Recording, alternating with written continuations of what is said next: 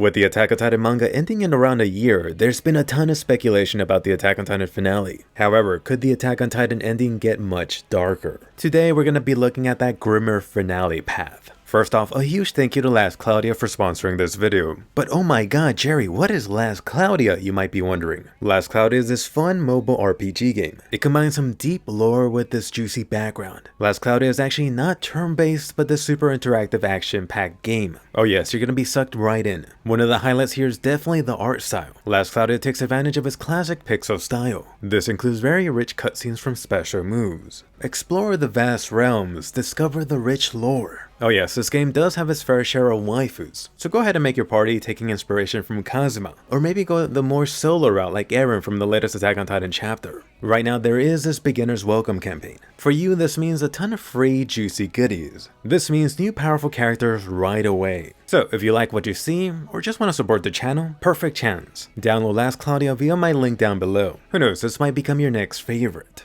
Time to get into that Attack on Titan Dark finale. The almighty Eren unleashed the millions of slumbering colossal titans. Bet you they're hungry. Eren will truly bring Ragnarok into the earth, thereby resetting everything. Or will Eren ultimately fail? Eren finally reached young Ymir at the end of Attack on Titan chapter 122. However, do notice Eren's last lines here. This impending global catastrophe actually shouldn't be Eren's endgame at all. At this moment, in this very special Dino Titan body, wherever Eren is advancing towards should be influenced by Ymir's will. Eren actually asked Ymir what she wanted, for the little girl to finally have a choice in the matter, either remain in the Titan realm or to end it all. Fast forward to Attack on Titan chapter 123. Eren, via his Titan livestream, included every existing subject of Ymir. Ackerman's welcome too. Eren proclaimed he could end racism by eliminating all other races. Oh yes, those hangry colossal titans could feast. Right here, you're now left with two possible paths for the Attack on Titan endgame. Either Eren succeeds or Eren fails. Bonus third option, Eren fails, but Eren still wins due to a certain finale he wanted to reach.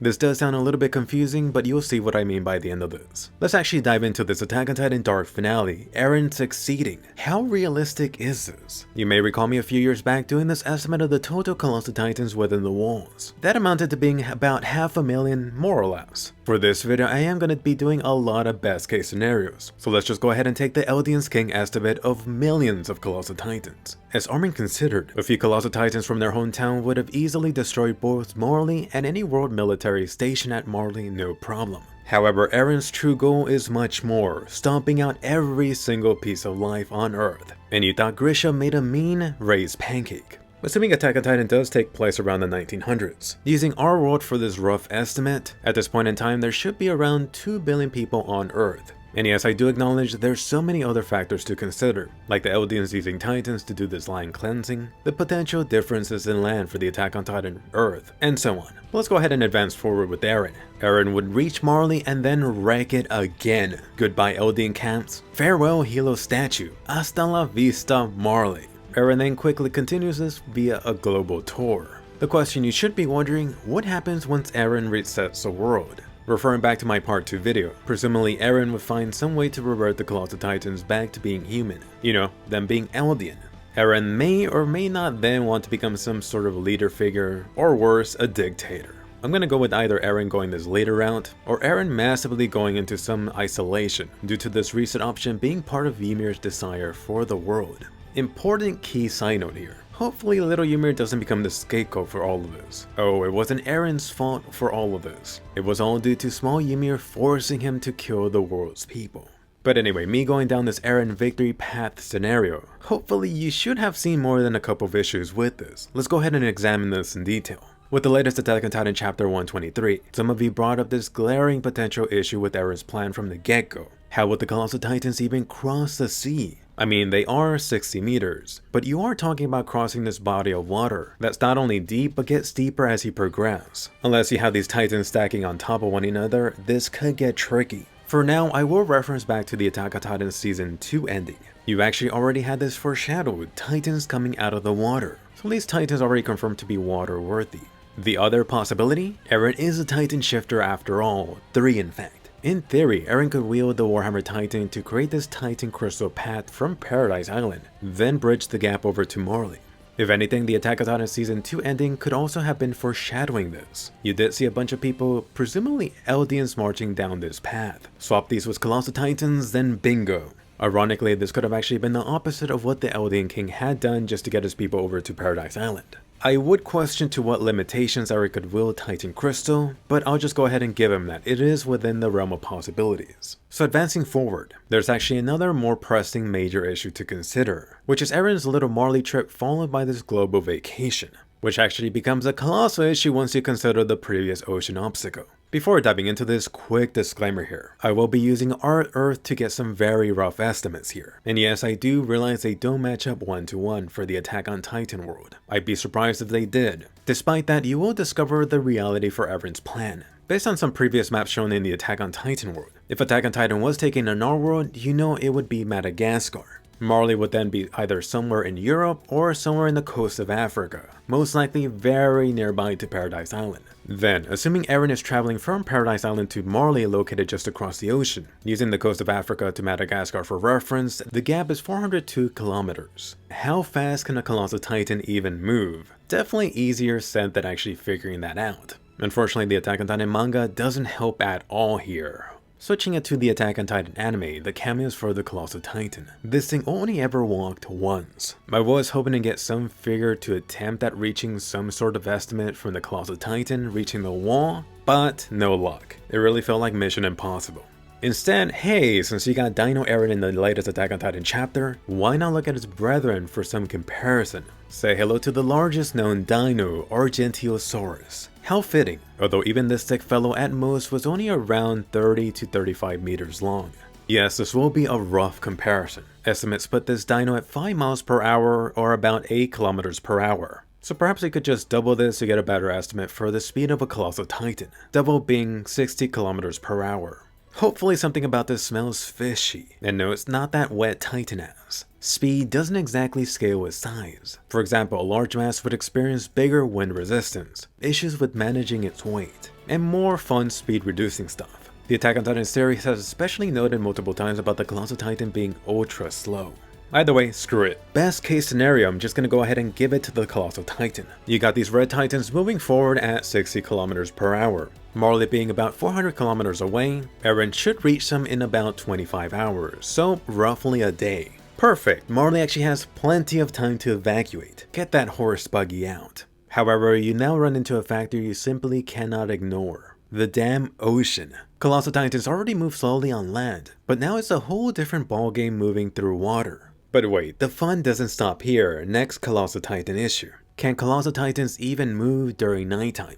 Keep in mind they were slumbering within the wall, a place without sunlight. This should now present a problem. The Titans cannot move 24/7. This means Eren would be forced to go on this timeout for around a third of the day, if not longer. Let me actually flip this and give a counterpoint to this. You've actually seen the base Titan create Titans capable of moving during a full moon. It wouldn't be crazy to imagine these Colossal Titans being changed in functionality now that you have the almighty Founding Titan ordering them around. Let's just hope for Eren there's a full moon tonight. Getting into an actual major issue, a potential showstopper. At our generous estimate of Eren's prey reaching Marley, crossing point A from point B should be around a day. However, this does have a very strict requirement, which is the Colossal Titans either walking on some land or some sort of Titan crystal. Except you know that's definitely not the reality. That dreaded ocean. Unless Eren could somehow part the seas, then find this almost level path, there's gonna be some bumps up ahead. The body of water between Madagascar and Africa is known as the Mozambique Channel. So using that body of water for a comparison, the average depth to the ocean floor is actually 3,200 meters. Or 55 times the height of one Colossal Titan. Anyone getting a sinking feeling? Just for fun, I do want to work out the numbers. Let's just say Eren wanted to cross this body of water. And who cares, let's just let some Colossal Titans sink to the bottom, just to serve as some path for the Titans coming after them. According to official figures for this body of water, it is about 1,600 kilometers long by 420 kilometers wide. Then add the depth to that. To keep things simple here, let's assume this thing is a rectangle. The volume then becomes this gargantuan figure in meters cubed. That is so many zeros. Now, how does this actually compare to a Colossal Titan? Millions of them. Let me go ahead and do some quick math for the Colossal Titans on screen to speed this up some. Assuming a rectangle, one Colossal Titan is 9,000 meters cubed. Now just multiply that by 1 million for 1 million Colossal Titans. You get about 9 billion meters cubed. Switching back to that ultra-sized bathtub figure, 1 million Colossal Titans doesn't even put a dent into that. No, it's not 1%. Not a tenth or a hundredth of a percent, but roughly 4 10,000ths of 1%. Even if Eren does have hundreds of millions of Colossal Titans, it still wouldn't even scratch that. So looking at this calculation, then checking the figures a few times, I was really surprised. The math for this doomsday scenario just doesn't work out. Keep in mind this is only to reach Marley.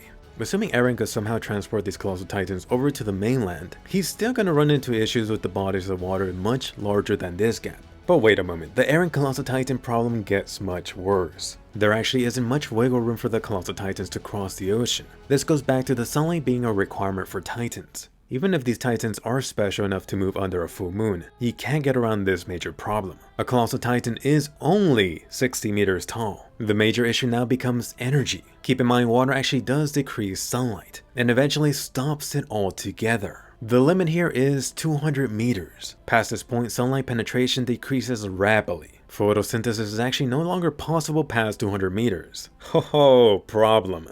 But let's keep on going, assuming best case scenario. Colossal Titans technically are not plants, so as long as they're getting some sort of sunlight, they should be able to keep advancing along. 1,000 meters. Colossal Titans are now terrorizing angular fish and giant squids. At this point, sunlight completely disappears. Oh no. Just like your iPhone shutting off when you most need it. Same for these Colossal Titans. Lights out. Putting this more into perspective for you, the average depth here for this body of water is around 3,200 meters. The more shallow points do range to 2,000 meters. In other words, far below 1,000. I should point out how naturally there's going to be some ranging depths as you dive into the water. There are some spots as shallow as 500 meters just due to some volcanic activity, although those are more towards the middle. And I really want to get this point across. No way around it, Eren won't have to cross this path to go over to Marley. It's not like Eren could go around anyway. The ocean away from the mainland actually gets deeper. The depth is actually 4,000 meters, and then that keeps on growing deeper. So what does it all mean? For me, this was actually quite surprising. And I know some of you will be asking, why even do all this math? But trust me, surely Isayama had to work this stuff out himself at one point, or get someone else to crunch the numbers for him. This is not something you could just ignore, not unless you're Game of Thrones. So that's the major issue up ahead for Eren's plan. Let me actually flip it and talk about some solutions. The first one being Titan Crystal. Realistically, without this, the millions of Colossal Titans won't be able to stomp out anything if they can't cross the ocean. Some weird Titan magic. I'm actually almost talking about Titan teleportation here. Perhaps something invoking the Titan realm. There still are quite a few Titan mysteries. Or who knows, Isayama just taking that Game of Thrones inspiration. He could just say screw it and have the characters teleport across the map. Different or very weird Attack on Titan geography. As I noted near the start, these calculations are using our world as a comparison. Perhaps the Attack on Titan world has oceans that don't go past 200 meters deep. And yes, that sounds weird. Perhaps something exists that bridges every single piece of major land in the Attack on Titan world. Although that does sound awfully convenient. The Founding Titan powers. This is really getting more out there. You've heard about the Founding Titan powers to change an Eldian body structure. Could Eren as a Founding Titan possibly change the millions of Titans? Really to make them more water worthy. Eren, go ahead and create some whale Colossal Titans. And I think you get the idea. The most logical choice here seems to be Titan Crystal. And really, if you have a better solution, let me hear it down below. Either way, as it stands right now, it really feels like the calculations here takes that bite out of the millions of Colossal Titans. This will give some time for Marley, Paradise Island, and the world to regroup. Recall that escape blimp that was mentioned. In the last Attack on Titan video, a lot of you guys were asking if the Mikasa taking on Eren option was back on the table. I honestly thought we were long past that, but it now feels like Isayama has opened up that path again. Will Mikasa take out Eren? At this point, I do expect this unlikely team up between Marley and Paradise Island. You're gonna get Mikasa and Armin teaming up with Reiner and Gabi. At this point, it feels almost too Game of Thrones like, or Code Geass for anime fans. The question is, should this matter to Isayama? Not to mention Eren literally going down his own Jaeger Requiem. Once you actually look at the math, it feels like Isayama set up this obstacle to buy enough time. Recall post-time skip the mention about there not being enough time. On the flip side, could Isayama be setting Eren up for failure? Since unless you have some serious explanations or plot conveniences next chapter, this Colossal Titan march is doomed to fail. It really just means this dark Attack on Titan finale, where Eren wins, doesn't seem plausible at all. Not unless Eren is purposely wanting to unite the world powers to wipe him out at the end. But hey, that's just a theory, a Titan theory. Anyway, let me hear your thoughts. Post your Attack on Titan endgame down below. Around half a year left for Attack on Titan. Are you on Team Jaeger? Should the world unite to fight against him? Does anyone here want Mikasa to take Eren out? Check out these past juicy anime videos and I'll see you guys later.